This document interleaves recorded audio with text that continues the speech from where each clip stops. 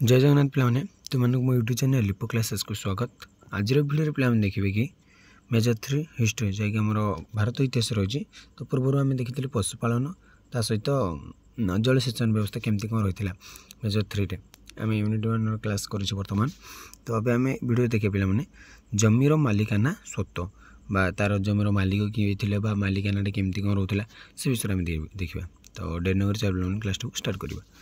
ख्रीष्टपूर्व 300 चाष जमी गुड़िक सहित मालिकाना स्वत्व पर नियम मान प्रणयन कर जहाँकि विभिन्न साहित्यिक और प्रत्नतांत्रिक उपादान मानक जनाए। कौन कहला पे ख्रीष्टपूर्व 300 जो चाष जमी गुड़िक रही सहित मालिकाना स्वत्व पर किसी नियम मान प्रणयन कर जो कि आम साहित्यिक और प्रत्नतांत्रिक उपादान देखले से आम जापर। यह व्यतीत अनेक वैदेशिक विवरणी ए विषय सूचना प्रदान कर केवल साहित्यिक प्रत्यंत उपादान ना कि वैदेशिक विवरण आम ए विषय जापर जमीर मालिकाना स्वत्व विषय। तो एथुर जना जाए राज्य राजे थे समस्त भूसंपत्तिर मालिक जमती आमर ओडिशार जिते जमी अच्छी तार ओनर होती ओडिशा गवर्नमेंट सेमती से समय राज्यर राजा मैंने थे ही भूसंपत्तिर मालिक। मात्र यही मालिकाना स्वत्व विभिन्न प्रकार था किंतु मालिक थे कि भूसंपत्तिर मालिक थे राजा कि से मालिकाना स्वत्वटी विभिन्न प्रकार थे प्राय अलग प्रकार किसी मनुस्मृति उल्लेख करें जे राजा होती समस्त जमीर अधिकारी और से भूमि तले थी समस्त संपत्तिर अधिकारी। मनुस्मृति जो रही से तार उल्लेख कर माने राजा होती समस्त जमीर अधिकारी और जमी तले थी समस्त भूसंपत्तिर अधिकारी। देख पे मनकर आम गोटे चाष जमीर लुहा सुना कि बाहर गोटे मठिया तो से सुनार माने गोटे चाष जमीटा जदि गोटे कृषकर हो कृषक जदि भाग राजा ठार किसी कर देकर चाष कर तथापि से संपत्तिर मालिक किए हे राजा ही हे से जो सुनार मालिक। तो ये सेपरी भाव में ऐतिहासिक डिओड्रेस मतरे भारत समस्त भूसंपत्तिर मालिक भूसंपत्ति होची राष्ट्र संपत्ति और कौन व्यक्ति विशेष भूमि बा जमी पर मालिकाना स्वत्व हासिल करने निमंते अनुमति प्रदान कराए ना। कौन कहली मत ना भारत समस्त भूसंपत्ति होची राष्ट्र संपत्ति। भारत जिते भूसंपत्ति रही से राष्ट्र संपत्ति और कौन व्यक्ति विशेष को भूमि बा जमी उपर मालिकाना स्वत्व हासिल करने निमंते अनुमति प्रदान कराए ना। कौन कहले ना माने भारत आम जिते भूसंपत्ति हो तार ओनर हो कहला आम राष्ट्र बा भारत। तो किंतु कौन व्यक्ति विशेष को आम मालिकाना स्वत्व हासिल करने अनुमति दिज्व ना। वैदिक जुगर मालिकाना स्वत्व प्रचलित थी जनाए क्यों जुगर ना वैदिक जुगर जो मालिकाना स्वत्व बा ओनरशिपटा रही। यह समय व्यक्ति विशेष जमीर मालिक भाव में विवेचित होते मालिकाना स्वत्व मैंने गोटे निर्दिष्ट व्यक्ति हाथ में से माने भूसंपत्तिर सबुटी संपत्ति से अधिकारी होते अधिकारी आम कह मालिकाना स्वत्व। मनुस्मृति विषय वर्णित होती तेणु केवल राजा जी समस्त भूसंपत्तिर अधिकारी थे ता नुहे व्यक्तिगत मालिकाना स्वत्व समय प्रचलित था केवल राजा सब संपत्तिर मालिक थे ता नुहे किसी निर्दिष्ट व्यक्ति विशेष पाखे मालिकाना स्वत्व रोला। देख पे तत्कालीन समय व्यक्तिगत मालिकाना स्वत्व कृषि उपयोगी जमी और बासगृह थिबा जमी बाड़ी उपरे रोला। आमर जो व्यक्तिगत मालिकाना स्वत्वटा कृषि उपयोगी जमी और बासगृह जोटा कि लोक मैंने घर तैयारी कर रोते रोला। से चाहिए जमी को बंधा पकाइबा बिक्री करने और उपहार आदि सूत्र देउथिले एवं यही जमी गुड़ी राजा दान करने और बिक्री करें ना बोली पूर्व मीमांसा वर्णना कराई। माने कहला ना ये जमी गुड़िक से चाहिए बिकिपर बा बंधा पकई पार बा उपहार आदि सूत्र से प्रदान कर सहित ये जमी गुड़ी राजा दान करने और बिक्री करें ना बोली पूर्व मीमांसा माने राजा दान करें ना कि बिक्री करें ना बोली से पूर्व वर्णना कराई। अर्थशास्त्र व्यक्तिगत मालिकाना स्वत्व पर वर्णना रही।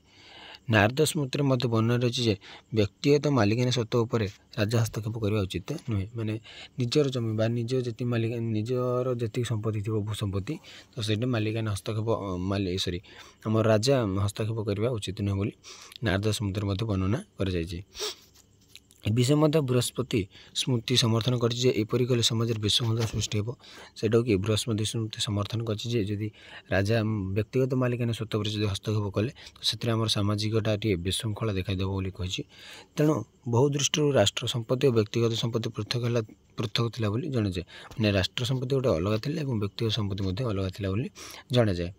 राष्ट्र संपत्ति को राजा व्यवहार करते और से चाहिए मंदिर ब्राह्मण कि अन्य धार्मिक कार्य संपत्ति को दान बा उपहार देते କରୁଥିଲେ ଏବଂ ଏହି ଦାନ ଓ ଉପହାର ଜମିରୁ ରାଜା ଆଉ କର ପ୍ରାପ୍ତ ହେଉନଥିଲେ। ମାନେ ରାଜା ଯେଉଁ ସମ୍ପତ୍ତି ଥିଲା, ମାନେ ରାଷ୍ଟ୍ର ଯେଉଁ ସମ୍ପତ୍ତିଟା ଥିଲା ବା ଭୂସମ୍ପତ୍ତିଟାକୁ ସେଟାକୁ ରାଜା ହିଁ ବ୍ୟବହାର କରୁଥିଲେ ଏବଂ ସେ ଚାହିଁଲେ ବା ଅନ୍ୟ ଲୋକମାନେ ମଧ୍ୟ ବ୍ୟବହାର କରୁଥିଲେ କିନ୍ତୁ କର ଦେଉଥିଲେ, କିନ୍ତୁ ରାଜା ଯେଉଁ ବ୍ୟବହାର କରୁଥିଲେ ଏବଂ ସେ ଚାହିଁଲେ ମଧ୍ୟ ମନ୍ଦିର, ବ୍ରାହ୍ମଣ କିମ୍ବା ଅନ୍ୟାନ୍ୟ ଧାର୍ମିକ କାର୍ଯ୍ୟରେ ମଧ୍ୟ ଏହି ସମ୍ପତ୍ତିକୁ ଦାନ କରିଦେଉଥିଲେ ବା ଉପହାର କରିଦେଉଥିଲେ, କିନ୍ତୁ ସେ ଏଇ ଜାଗାରୁ କିଛି ବି କର ଅଧିକାର କରୁନଥିଲେ ବା କିଛି କର ଆଦାୟ କରୁନଥିଲେ।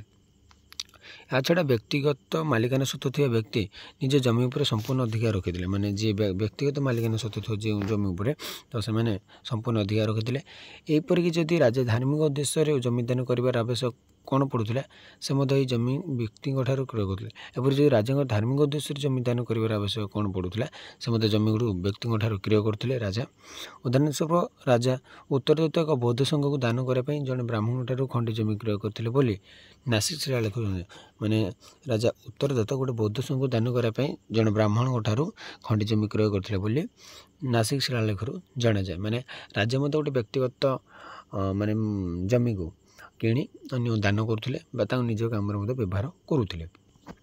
ତେଣୁ ବ୍ୟକ୍ତିଗତ ମାଲିକାନା କ୍ଷେତ୍ରରେ ରାଜାଙ୍କର କୌଣସି ହସ୍ତକ୍ଷେପ ନଥିଲା ବୋଲି କିମ୍ବା ବ୍ୟବହାର କରିପାରୁନଥିଲେ। ମାନେ ବ୍ୟକ୍ତିଗତ ମାଲିକାନା କ୍ଷେତ୍ରରେ ଦେଖ ସେ ଗୋଟେ କୋଶ୍ଚିନ୍ କ'ଣ କହିଲା ପିଲାମାନେ, ମାନେ ରାଜ୍ୟର ଭୂସମ୍ପତ୍ତିର ମାଲିକ ହେଉଛି ରାଜା, କିଏ ରାଜା, ବଟ୍ ମାନେ କ'ଣ ହେଉଛି ନା ଯେଉଁ ବ୍ୟକ୍ତିଗତ ଯେତେ ମାଲିକାନା ଥିବ ସେଥିରେ ରାଜା କିଛି କେବେ ବି ହସ୍ତକ୍ଷେପ କରିପାରିବେ ନାହିଁ। ଏ ବିଷୟରେ ମଧ୍ୟ ଅନେକ ଶିଳାଲେଖ ଯଥା କନେରୀ, ଜୁନାଗଡ଼ ଓ ନାସିକରୁ ଜଣାଯାଏ ଯେ କେବଳ ରାଜା ବିଭିନ୍ନ ଧାର୍ମିକ କାର୍ଯ୍ୟ ଜମିଦାନ କରୁଥିଲେ ତା ନୁହେଁ, ଅନେକ ବଣିକ, ଧନିକ ଶ୍ରେଣୀର ଲୋକମାନଙ୍କୁ ବୌଦ୍ଧ ସଂଘକୁ ମଧ୍ୟ ଜମିଦାନ କରୁଥିଲେ। ରାଜା ବୌଦ୍ଧ ସଂଘମାନଙ୍କୁ ମଧ୍ୟ ଜମିଦାନ କରୁଥିଲେ, କେବଳ ଧାର୍ମିକ କାର୍ଯ୍ୟ ନୁହେଁ, ବିଭିନ୍ନ କାର୍ଯ୍ୟରେ ବିଭିନ୍ନ ସଂଘକୁ ମଧ୍ୟ ସେ ଜମିଦାନ କରୁଥିଲେ। ଏପରିକି ଅନେକ ଉଦାହରଣ ନମୁନା ପୂର୍ବରୁ ରହିଆସିଛି, ମାତ୍ର ସମ୍ପୂର୍ଣ୍ଣ ଭାବରେ ଗ୍ରହୀତା ଏହି ଜମିକୁ ପ୍ରାପ୍ତ ହେଉନଥିଲା ବୋଲି ଏଠାରୁ ଆଦାୟ ହେଉଥିବା ରାଜସ୍ୱକୁ ସେ ପ୍ରାପ୍ତ ହେଉଥିଲା। ମାତ୍ର ସମ୍ପୂର୍ଣ୍ଣ ଭାବରେ ଯେଉଁ ଗ୍ରହୀତାଟା ଏହି ଜମିକୁ ପ୍ରାପ୍ତ ହେଉନଥିଲା ବେଳେ ଏଠାରୁ ଆଦାୟ ହେଉଥିବା ଭୂ ରାଜସ୍ୱକୁ ସେ ପ୍ରାପ୍ତ ହେଉଥିଲା। ଉଦାହରଣ ସ୍ୱରୂପ କ'ଣ କହିଲା ନା ପିଲାମାନେ, ବଲ୍ଲଭୀର ଶାସକ ଧ୍ରୁବସେନ ପ୍ରଥମ ତାଙ୍କ ରାଜ୍ୟରେ ଅବସ୍ଥିତ ଏକ ମନ୍ଦିରକୁ 360 ପଦାର୍ଭତ ଜମିଦାନ ସ୍ୱରୂପ ଦେଇଥିଲେ। ମାନେ ତାଙ୍କ ରାଜ୍ୟରେ ଅବସ୍ଥିତ ଗୋଟେ ମନ୍ଦିରକୁ 360 ପଦାର୍ଭତ ଜମିଦାନ ସ୍ୱରୂପ ଦେଇଥିଲେ।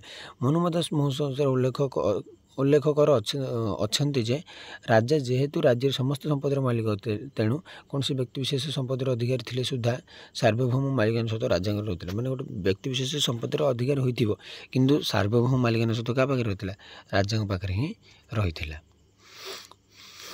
ତାପରେ ଦେଖ ପିଲାମାନେ, ଏହା ବ୍ୟତୀତ ଯଦି କୌଣସି ଚାଷୀ କୌଣସି କାରଣବଶତଃ ଚାଷ କାର୍ଯ୍ୟ କରିବାକୁ ଅସମର୍ଥ ହେଲା, ତାହେଲେ ସେ ଜମିକୁ ରାଜା ଅନ୍ୟ ଜଣେ ଚାଷୀଙ୍କୁ ହସ୍ତାନ୍ତର କରୁଥିଲେ।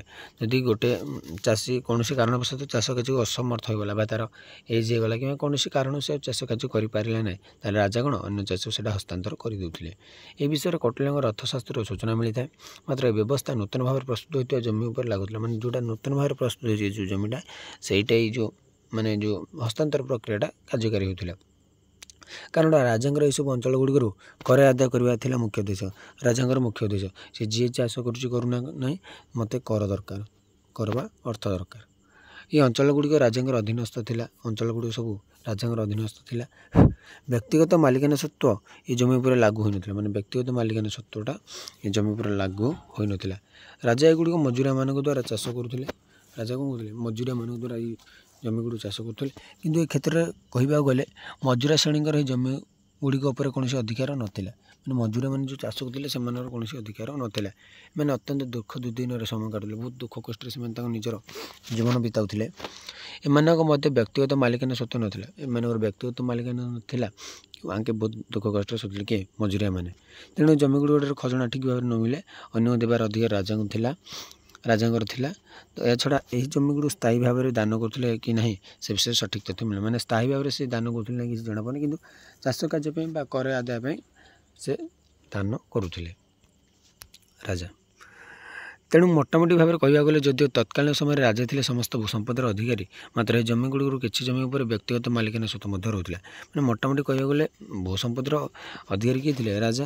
କିନ୍ତୁ କିଛି ଜମି ଉପରେ ବ୍ୟକ୍ତିଗତ ମାଲିକାନା ସତ୍ତ୍ୱ ମଧ୍ୟ ରହୁଥିଲା ଏବଂ ଏହି ମାଲିକାନା ସତ୍ତ୍ୱ ରାଜାଙ୍କର ଇଚ୍ଛା ଉପରେ ନିର୍ଭର କରୁଥିଲା। ଏଇଟା ରାଜାଙ୍କ ଇଚ୍ଛା ଉପରେ ନିର୍ଭର କରୁଥିଲା।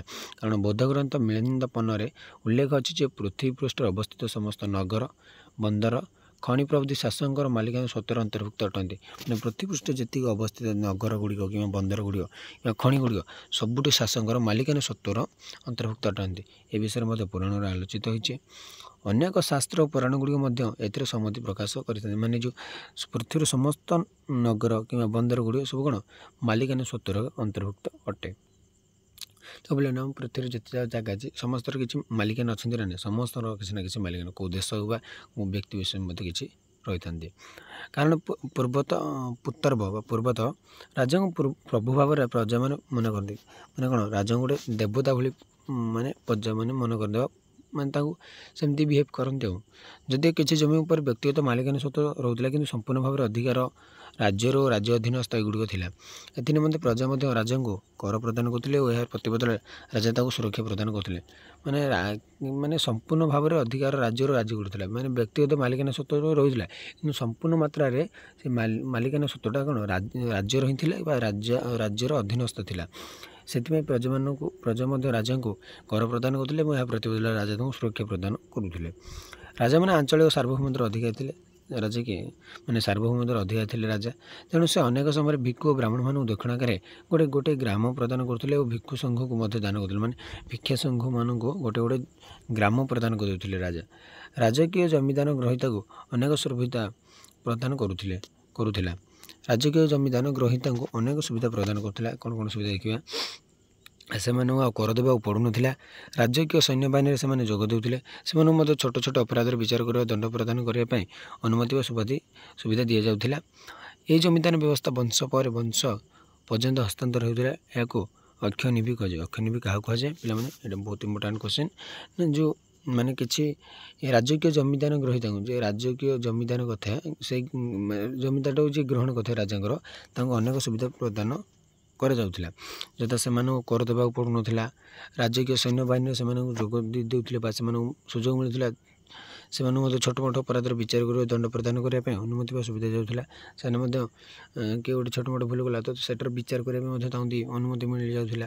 ଏହି ଜମିଦାନ ବ୍ୟବସ୍ଥା ପରେ ବଂଶ ପରେ ବଂଶ ଏଇଟା ହେଉଥିଲା। ମାନେ ତା ପୁଅ ଏମିତି ଚାଲିଥିଲା। ମାନେ ତାଙ୍କ ବଂଶ ମାନେ ତା ପିଢ଼ି ଏମିତି ଚାଲିଥିଲା। ତ ଏହାକୁ ଆମେ କହିବା ଅକ୍ଷୟ ନିଭି।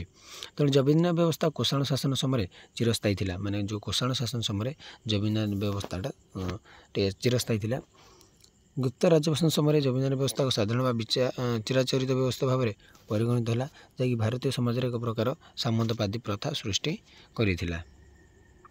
ତେଣୁ ଆମେ ଦେଖିବା ପିଲାମାନେ ଭୂରାଜସ୍ୱ ବ୍ୟବସ୍ଥା ତତ୍କାଳୀନ ସମୟରେ ଖ୍ରୀଷ୍ଟପୂର୍ବ 300ରୁ 3000 ଖ୍ରୀଷ୍ଟାବ୍ଦ ମଧ୍ୟରେ ଗଢ଼ି ଉଠିଥିବା କୃଷିଭିତ୍ତିକ ସମାଜରେ ଭୂରାଜସ୍ୱ ବ୍ୟବସ୍ଥାକୁ ଗୁରୁତ୍ୱପୂର୍ଣ୍ଣ ଭୂମିକା ଗ୍ରହଣ ଥିଲା।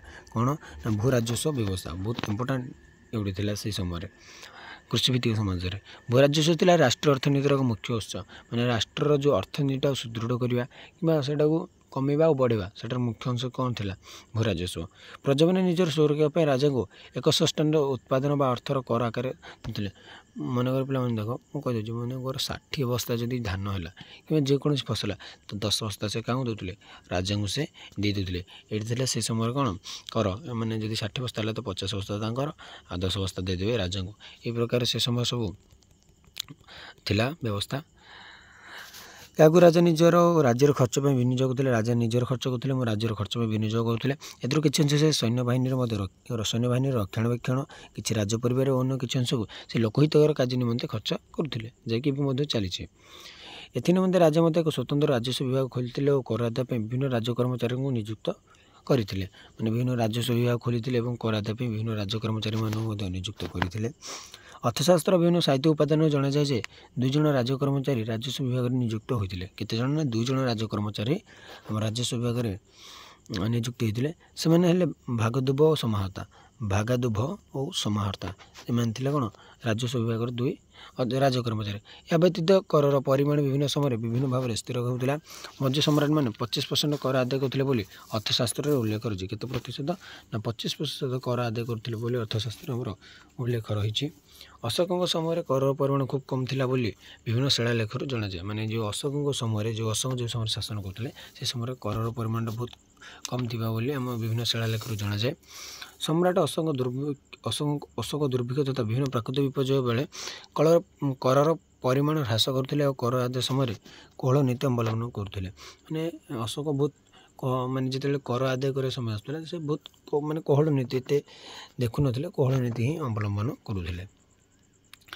ତେଣୁ ସାଧାରଣତଃ ଭୂରାଜସ୍ୱ ପରିମାଣ 6%ରୁ 33% ମଧ୍ୟରେ ରହୁଥିଲା, ମାନେ 6%ରୁ 33% ମଧ୍ୟରେ ରହୁଥିଲା। ପ୍ରଜାମାନେ ପ୍ରଥମେ ଭୂରାଜସ୍ୱ ଶସ୍ୟ ଆକାରରେ ରାଜକୋଷରେ ପୈଠ କରୁଥିଲେ, ମାନେ ଶସ୍ୟ ଆକାରରେ ହିଁ ପ୍ରଥମେ ପୈଠ କରୁଥିଲେ ବା କିଛି ଶସ୍ୟ ମୁଁ ଯେମିତି କହୁଥିଲି, ମାତ୍ର ପରେ ଏହା ଶସ୍ୟ ବା ମୁଦ୍ରା ଆକାର ସଂଗ୍ରହ କରାଗଲା। ତା'ର ମୁଦ୍ରା ମନେକର ଯେତିକି ଯାହା ହେଲା ମାନେ ସେତିକୁ ବିକିଲେ ଯେତିକି ମାନେ ଟଙ୍କା ହେବ ତା'ର କିଛି ଅଂଶ ଦେଇଦେଉଥିଲେ। ମାତ୍ର ଏହି କର କିପରି ଭାବରେ ବା କେଉଁ ସମୟରେ ଆଦାୟ କରାଯାଉଥିଲା ସେ ବିଷୟରେ ତଥ୍ୟ ମିଳୁନି। କିପରି ଭାବରେ ବା କେବେ ଆଦାୟ କରାଯାଉଥିଲା ବା କେଉଁ ସମୟରେ ଆଦାୟ କରାଯାଉଥିଲା ସେ ବିଷୟରେ କିଛି ତଥ୍ୟ ମିଳେ ନାହିଁ। କେତେକ ମତରେ ଚାଷର ବିକାଶ ପାଇଁ କରାଯାଉଥିବା ସବୁତକ ଖର୍ଚ୍ଚର ହିସାବ କରି ବାଦ ଦେବା ପରେ ବଳକା ଶସ୍ୟକୁ ଭୂରାଜସ୍ୱର ପରିମାଣ ହିସାବ କରି ଆଦାୟ କରାଯାଉଥିଲା। ମାନେ ସବୁତକ ଖର୍ଚ୍ଚର ହିସାବ କରାଯିବ, ତା'ର ବଳକା ଶସ୍ୟକୁ ଭୂରାଜସ୍ୱର ପରିମାଣ ହିସାବ କରି ଆଦାୟ କରାଯାଉଥିଲା। ମାତ୍ର ଜାତକ କାହାଣୀରେ ବର୍ଣ୍ଣିତ ଅଛି ଯେ ଅମଳ କରାଯାଉଥିବା ସମସ୍ତ ଶସ୍ୟକୁ ଆଧାର କରି କର ଆଦାୟ କରାଯାଏ। ମାନେ ଯେତେ ଅମଳ କରାଗଲା ସେଇ ଯେତିକି ଅମଳ ହେଇଥିଲା ସେଇ ଅମଳ ଶସ୍ୟକୁ ଦେଖିକି ସେତେ ସମୟରେ କର ଆଦାୟ କରାଯାଉଥିଲା, ସେ ଯାହା ହେଉ। କିନ୍ତୁ ରାଜା ବିଭିନ୍ନ ସମୟରେ ବିଭିନ୍ନ ପ୍ରକାର ନୀତି ଏ କ୍ଷେତ୍ରରେ ଅବଲମ୍ବନ କରୁଥିଲେ। ଉଦାହରଣ ସ୍ୱରୂପ ଯୁଦ୍ଧ ଲାଗିଲେ ରାଜା କରର ପରିମାଣ ବୃଦ୍ଧି କରୁଥିଲେ, କିମ୍ବା ଅନ୍ୟ କେତେକ ଉପାଦାନରୁ ଜଣାଯାଏ ଯେ ଯେତେବେଳେ ରାଜା କୌଣସି ଖୁସି ସମ୍ବାଦ ପାଉଥିଲେ ତାହେଲେ ସେ ବର୍ଷର କର ଭାରକୁ ସମ୍ପୂର୍ଣ୍ଣ ଭାବରେ ମୁକ୍ତ କରି, ଯଦି ସେ ଖୁସି ଖବର ପାଇଲେ ତ କରଟାକୁ ତାଙ୍କ ଇଚ୍ଛା ସେଇଟା, ଯଦି ଯୁଦ୍ଧ ସମୟ ଆସିଲେ ତ କର ବଢ଼େଇ ଦେବେ, ଯଦି ଖୁସି ସମୟ ଅଛି ତ କର କମେଇ ଦେବେ। ଏହା ବ୍ୟତୀତ ସମସ୍ତ ଜମିକୁ ମାପ କରି ଏହାର ଉପଯୁକ୍ତ ସର୍ବେକ୍ଷଣ କରି ଜମି ଉପରେ କର ସ୍ଥିର କରାଯାଉଥିଲା। ମାନେ ଜମିକି ଦେଖିକି ମଧ୍ୟ କର ବସାଯାଉଥିଲା ବା ନିର୍ଣ୍ଣୟ କରାଯାଉଥିଲା। କେତେକ କ୍ଷେତ୍ରରେ ଜମିର ଉର୍ବରତା ମଧ୍ୟ କର ସ୍ଥିର ବିଭିନ୍ନ ପ୍ରକାର କର ମାନେ ଦେଖିକି କର ମାନେ ଦିଆଯାଉଥିଲା, ସ୍ଥିର କରାଯାଉଥିଲା। କୌଟିଲ୍ୟ ଓ ଷ୍ଟ୍ରାବୋଙ୍କର ମତରେ ତତ୍କାଳୀନ ସମୟରେ ରାଜସ୍ୱ ଆଦାୟକାରୀ ବା ଅଧିକାରୀମାନେ ଜମିଗୁଡ଼ିକୁ ବିଭିନ୍ନ ପ୍ରକାର ଭାବରେ ଶ୍ରେଣୀବିଭାଗ କରୁଥିଲେ। ରାଜସ୍ୱ ଆଦାୟକାରୀ ଏବଂ ଅଧିକାରୀମାନେ ଜମିଗୁଡ଼ିକୁ ବିଭିନ୍ନ ପ୍ରକାର ଭାବରେ ଶ୍ରେଣୀବିଭାଗ କରିଥିଲେ। ଏହାଛଡ଼ା ଗ୍ରାମ ମୁଖ୍ୟ ବା ଗ୍ରାମଣୀ ଗ୍ରାମରୁ କର ଆଦାୟ କରି ରାଜକୋଷରେ ଜମା କରୁଥିଲେ। ଗ୍ରାମଣୀ ଏକ ଗ୍ରାମରୁ କର ଆଦାୟ କରୁଥିଲେ, ନେଇକି ରାଜକୋଷରେ ଜମା କରିଦେଉଥିଲେ ବା ଡିପୋଜିଟ୍ କରିଦେଉଥିଲେ। ତାଦେହ ପିଲାମାନେ ଏ ଭୂରାଜସ୍ୱ ବ୍ୟତୀତ ରାଜା ମଧ୍ୟ ବିଭିନ୍ନ ବିଭାଗରୁ କର ଆଦାୟ କରୁଥିଲେ। କୌଟିଲ୍ୟ ତାଙ୍କ ଅର୍ଥଶାସ୍ତ୍ରରେ ଅନେକ ବିଭାଗ ଯଥା ଖଣି, ଜଙ୍ଗଲ, ଅର୍ଥ, ବାସଗୃହ, ବାଣିଜ୍ୟ, ଜଳ, ଲବଣ ପ୍ରଭୃତି ଅନେକ ବିଭାଗରୁ କର ଆଦାୟ କରାଯାଉଥିଲା ବୋଲି ଉଲ୍ଲେଖ କରିଛନ୍ତି। ବିଭିନ୍ନ ଭାଗରୁ ମାନେ ଖଣିରୁ କର ଆଦାୟ କରୁଥିଲେ, ଜଙ୍ଗଲରୁ କର ଆଦାୟ କରୁଥିଲେ, ଅର୍ଥରୁ କର ଆଦାୟ କରୁଥିଲେ, ବାସଗୃହରୁ କର ଆଦାୟ କରୁଥିଲେ, ବିଭିନ୍ନ ପ୍ରକାର କର ଆଦାୟ କରିକି ତାଙ୍କର ରାଜକୋଷକୁ ପୂର୍ଣ୍ଣ କରୁଥିଲେ। ଆଉ ମନୁ ତାଙ୍କର ସ୍ମୃତିରେ ଉଲ୍ଲେଖ କରିଛନ୍ତି ଯେ ରାଜ୍ୟରୁ ଉତ୍ପନ୍ନ ଖଣି ଓ ବିଭିନ୍ନ ପଦାର୍ଥ ଉପରେ ରାଜାଙ୍କର ଅଧା ଭାଗ ଥିଲା। ମାନେ ରାଜ୍ୟରୁ ଉତ୍ପନ୍ନ ଯେତିକ ଖଣି ଏବଂ ବିଭିନ୍ନ ପଦାର୍ଥ ରାଜାଙ୍କର ସେଇଟା ଅଧା ଭାଗ ଥିଲା। ଏହା ବ୍ୟତୀତ ସେ କର ପ୍ରତିଭାଗ ଆଦାୟ କରୁଥିଲେ। ପ୍ରଜାମାନେ ମଧ୍ୟ ଅନେକ ଉପହାର ରାଜାଙ୍କୁ ଭେଟି ଦେଉଥିଲେ। ମାନେ ରାଜାକୁ କ'ଣ ଦେଉଥିଲେ? ଉପହାର ସ୍ୱରୂପ କିଛି ଦେଉଥିଲେ ବା କର ଆକାରରେ ଦେଉଥିଲେ। ଏ ଉପହାର ବା ଭେଟି ସେମାନେ ଉତ୍ପନ୍ନ ବିଭିନ୍ନ ପ୍ରକାର ଫଳମୂଳ ଶସ୍ୟ ଥିଲା, ଯାହା ଫଳମୂଳ ବା ଶସ୍ୟ ଉତ୍ପନ୍ନ ହେଲା ସେଇଟା ଭେଟି ଆକାରରେ କର୍ମଚାରୀ ବା ଆମର ଅଧିକାରୀ ମାନେ ଅଧିବାସୀ ମାନେ ରାଜ୍ୟର ସେମାନେ ପ୍ରଦାନ କରୁଥିଲେ ପ୍ରଜାମାନେ।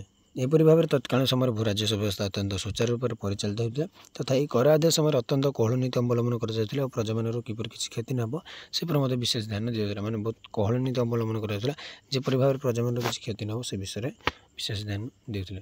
ପିଲାମାନେ ମୁଁ କ୍ଲାସ୍ ପାଇଁ ଆଜି ପାଇଁ କ୍ଲାସ୍ଟିକୁ ଏଇଠି ରଖୁଛି। ଜୟ ଜଗନ୍ନାଥ।